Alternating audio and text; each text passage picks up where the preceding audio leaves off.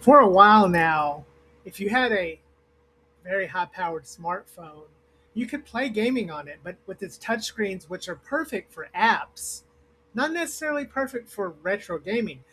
But then we've had the telescopic controllers. And while these solutions are pretty good, and there's a lot of good controllers out there, they're still bulky and you have to figure out how to carry them with you. And so they're better for really at home. But this year in 2026 on CES, we saw quite a few solutions, including Absolute's solution and then Gamesir, which introduced us to the Pocket Taco. And on this Taco Tuesday, we're going to take a look at the Pocket Taco, which we now have, and we're going to test it out and find out, can this little vertical controller, which clips on like a taco shell, really be your everyday carry? We've seen the likes of the MCon, which is an awesome product but took forever to come out, that probably kickstarted all of this. Remember to hit that like button and subscribe so you never miss an episode. But let's dive in and unbox the Pocket Taco and take a look and find out, is it worth the $40 or $50 they're asking?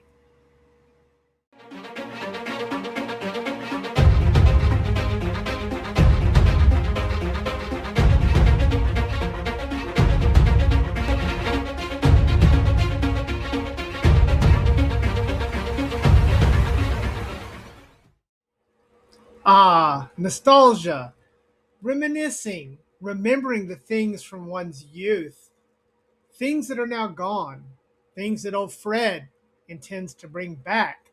Something like Toys R Us. Are you kids ready for Christmas? Come to Fred's R Us where you can be a kid. I knew you would rescue my childhood. I'm a Fred's Russ kid. So come on down and meet Freddy the Ostrich, where you can get the best deals on. No, wait, that's not real. I don't own a toy store, and I do miss Toys R Us, although I heard they're kind of coming back. Hey, Deadheads, welcome to the channel. Or welcome to the channel for the first time, new Deadheads. Today, we're going to take a look at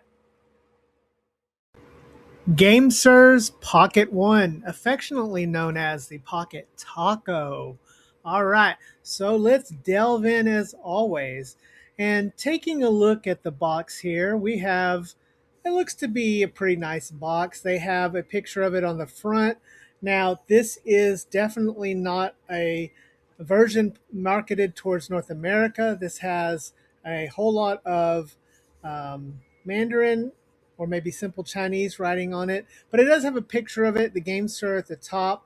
If we look on either side, we do see ABXY, USB-C, and Bluetooth to let us know that. And then on the other side, it does have a battery meter and how much it weighs, 62 grams. So not a lot of information there. It comes in a nice sort of box here that can hang at the retailer.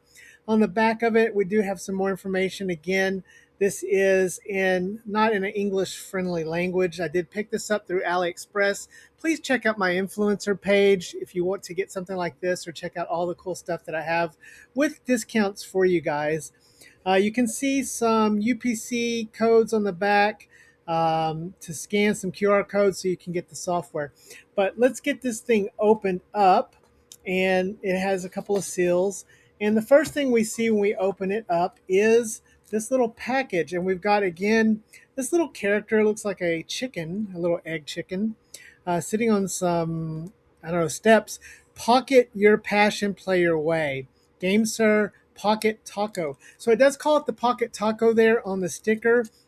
The rest of this package looks like it has a sort of manual in here, and then we have a QC sticker to show that it's good. So that's pretty awesome. Looking beyond that, we do have a USB A to C cable here. So this looks like a pretty nice cable. It's got the Gamesir logo on it, so not bad. And then next to that, we do have a lanyard, I do believe, a lanyard to put on there. So yes, a lanyard, so that's pretty nice. Nothing below that. And then we have the unit itself. Now let's pop this taco out of here. And we do have this in what looks like a case. That's pretty nice that it comes with this little case. On the case itself, We can see an outline of the D-pad and the buttons, and then it says Gamesir, along with that little iconic Game Boy ridge in the bottom left corner, right corner, I mean. But sliding this thing out, and it comes out, a little place to push there. You see the arrow, so pushing through, and look at that as that slides out of there. And let's get this taco in our hand, and okay, yeah, this is nice and compact. Feels pretty good in the hands right off the bat. So holding this, it's definitely compact, feels like really good material, so this doesn't feel cheap at all. So going along with the normal Gamesir quality, this seems to have really nice feel to it. So this does have a little warning on the sticker on how to open this. Don't open it too wide. And as I open it and close it here, it's pretty clicky, almost like a hinge. So you can hear it there opening with a hinge like, and it has like even a half hinge on it. So pretty flexible, but also pretty tight. So hopefully it'll stay on your phone there pretty well. But let's start testing these buttons as always. And this has that nice sort of retro look to it. I really like these buttons and color that they used on this. These buttons are glossy and independent, and they have a nice travel distance to them. Yeah, they feel pretty good. So the size on them is not real big. They're not too small though. I'd say I like them. They feel pretty good. And then moving over to this D-pad, boy, I like the way this D-pad looks. I like the textures on it. And yeah, the D-pad seems to have a good swivel to it. It has a good direction and feel to it. That nice texture on it to help grip on it, which is pretty important. So that's pretty nice.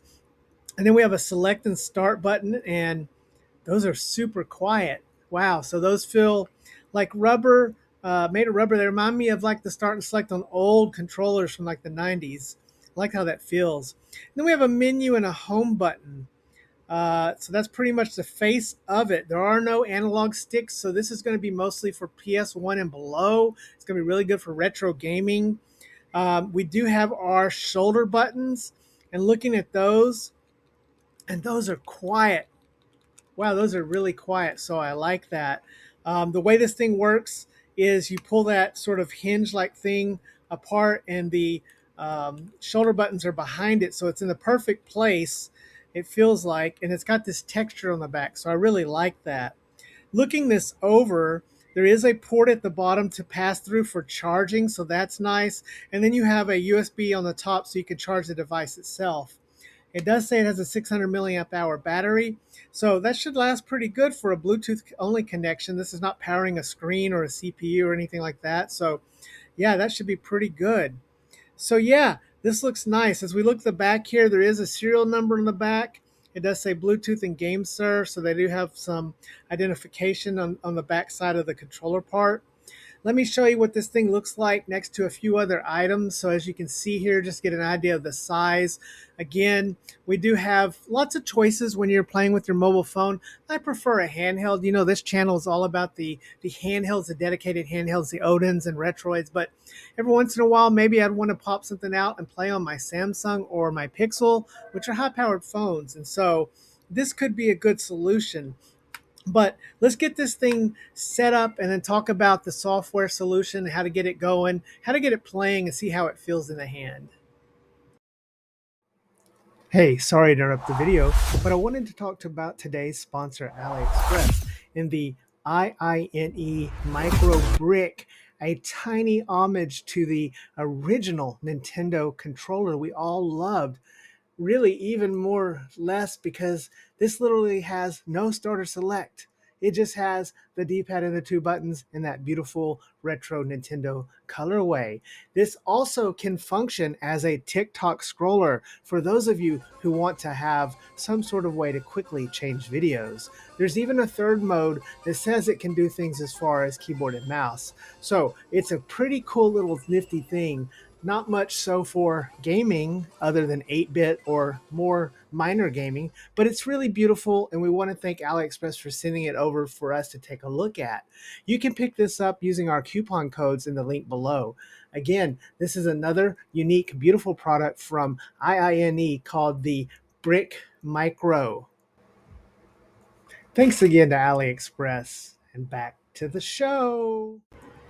Okay, so let's talk about the experience. So, first, this is a Bluetooth controller. I mean, that's what it is, with a clever hinge-like mechanism to attach it to your phone. I found that popping this off and on the phone was really good. It actually held to the phone pretty well. Now, if you have a thick case, it may not adhere to it quite as well. On my Pixel 10, it was perfect. On my Samsung Galaxy Fold with the case, it was a little bit too thick for it, so your mileage may vary. But because this is a vertical orientation, I did find that this may not be the best solution for playing Android games that have controller support. Now, I'm not a big Android gamer, so maybe correct me in the comments below, but most of the games I tried would automatically go into the sort of horizontal widescreen horizontal layout instead of staying in that vertical. So switching to something that this is probably a lot more appropriate for and really aimed at, like RetroArch, you can see that I was able to get it to play pretty beautifully. It synced into the Bluetooth really easily. Now, first I set this up without the app. Gamesir does have an app in the App Store you can download. It's not required because you can just go into Bluetooth, set your Bluetooth settings, and you will see a icon for this. I didn't even really have to hold anything down to pick it up. It actually turned on, but you can actually hold the M and home button together to get it into sync mode, and it should be blinking on the side. Once I had it synced up and working, it worked like any other Bluetooth controller. I've used a ton of mini Bluetooth controllers, so this is pretty much what you would expect. Now, in playing games with this, something like Street Fighter, I was able to pull off some Hadoukens, so the D-pad is pretty good. Overall, I found the control scheme of this to be quite adequate. Again, there's no sticks here. We're talking lower level gaming, so temper your expectations, but mainly focusing on playing this through RetroArch and playing some of your old retro games. I think this is perfect. I think this is actually a better solution than keeping a separate Bluetooth controller in your pocket. Obviously, you can do that, and I have a couple of those Bluetooth controllers, or you can go full telescopic, but I think this is an innovative little design, and I mainly want to talk about the hinge, which I think adheres to the phone quite well. I think it's a better solution than the magnetic solution we've seen from others like Absolute. And while I've not used the Absolute yet, I've seen reports of that not holding too well. This thing stays on and it feels good to hold. It's a nice plastic, it has nice hardware, and I really like it. So overall, I found this to be a pretty decent solution for retro gaming, but anything else, really a telescopic controller is going to be better. You're going to get more buttons and analog control overall. But to have something quick to pop out some quick Game Boy, Game Boy Advance, or any of those lower systems, including PlayStation, I think this is a great solution.